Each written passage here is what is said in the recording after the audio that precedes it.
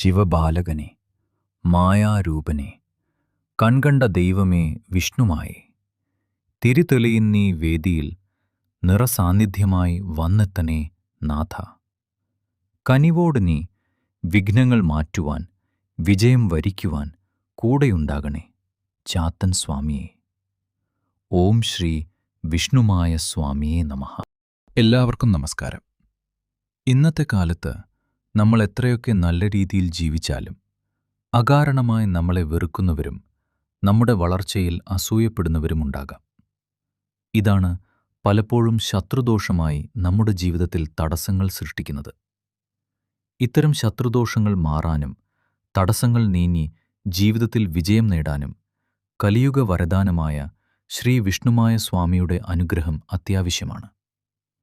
വളരെ പെട്ടെന്ന് ഫലം തരുന്ന മൂർത്തിയാണ് ശ്രീ വിഷ്ണുമായ സ്വാമി.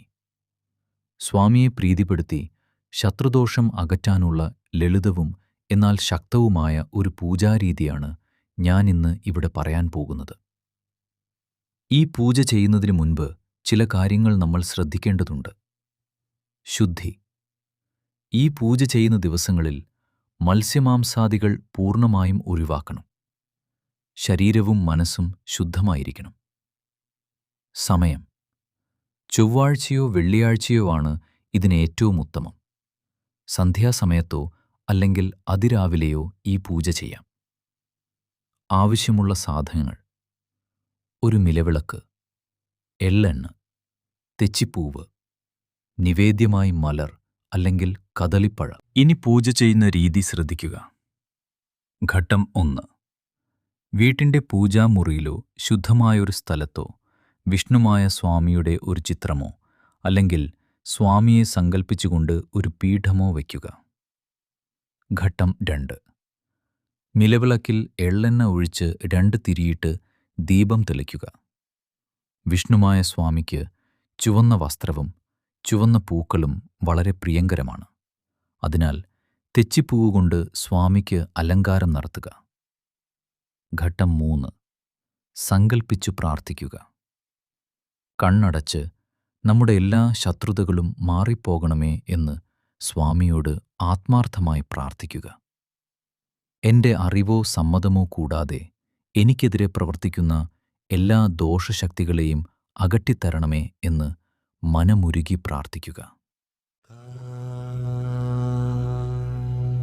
കാർവർണം കോമളാംഗം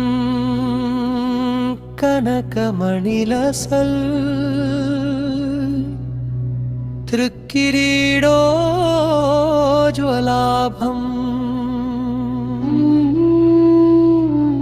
കാർവേണിചന്ദ്രഫാലം സരസിജനയനം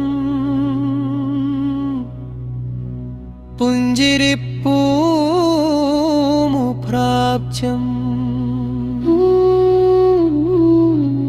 സർവാംഗം സ്വർണഭൂഷാ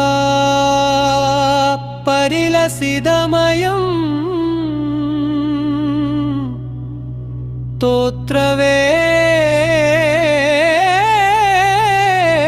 തോത്രവേത്രാഭിരാമം സർവജ്ഞം ധ്യായതേ മാം പരമശിവസുതം ശ്രീമഹാവിഷ്ണുമായ.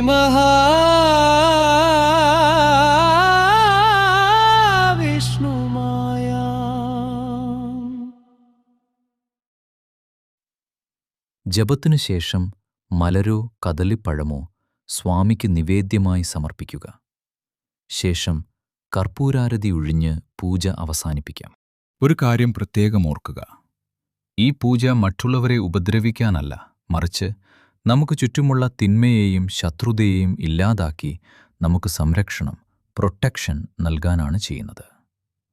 വിശ്വാസത്തോടെയും ഭക്തിയോടെയും ഈ കർമ്മം ചെയ്താൽ തീർച്ചയായും വിഷ്ണുമായ സ്വാമി നിങ്ങളുടെ കൂടെയുണ്ടാകും. നിങ്ങളുടെ ശത്രുക്കൾ ശ്രീ വിഷ്ണുമായ കുട്ടിച്ചാത്തൻ സ്വാമിയുടെ അനുഗ്രഹം ഏവർക്കുമുണ്ടാകട്ടെ. ശ്രീ വിഷ്ണുമായ സ്വാമി ശരണം.